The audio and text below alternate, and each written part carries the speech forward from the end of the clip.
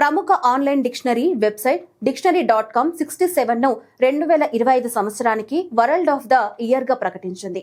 ఈ నంబర్ ఇప్పుడిప్పుడే టీనేజ్ లోకి అడుగుపెట్టిన వారు జెన్ ఆల్ఫా నోట్లో తెగనానుతోంది. కానీ 30 ఏళ్లు పైబడిన వారంతా అసలు దీని అర్థం ఏంటని ఆశ్చర్యపోతున్నారు.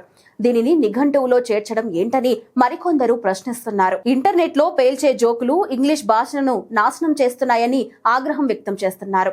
67 అని కలిపి కాకుండా 67 అని చదవాలి. 2010 నుంచి 2025 మధ్య జన్మించిన జెన్ ఆల్ఫా వారు ఈ పదాన్ని విపరీతంగా వాడుతున్నారు. కానీ దాని అర్థంపై మాత్రం స్పష్టత లేదు.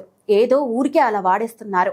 దీనికి అర్థమేమీ లేదు. దీనిని నిర్వచించడం అసాధ్యం అని dictionary.com వెల్లడించింది. ఇది 2 చేతులతో చేసే సంజ్ఞ అని పేర్కొంది. అమెరికా ర్యాపర్ స్క్విల్లా పాడిన డ్రిల్ సాంగ్ డూట్ డూట్ నుంచి ఈ పదం ఉద్భవించిందని భావిస్తున్నట్లు తెలిపింది. ఈ పాట మొత్తం 67 హుక్ వర్డ్ గా వినిపిస్తూనే ఉంటుంది.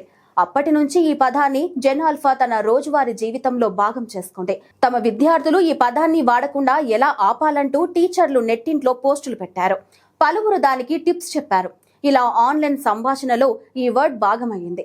దాంతో ఇది విపరీతంగా వైరల్ అయింది. దీంతో పాటు aura farming, broligarchy, trad wife, tariff, overtourism వంటి పదాలు కూడా షార్ట్ లిస్ట్ అయిన 67 ముందు నిలవలేకపోయాయి. దాంతో ఈ number word of the year గా నిఘంటువులో స్థానం దక్కించుకుంది.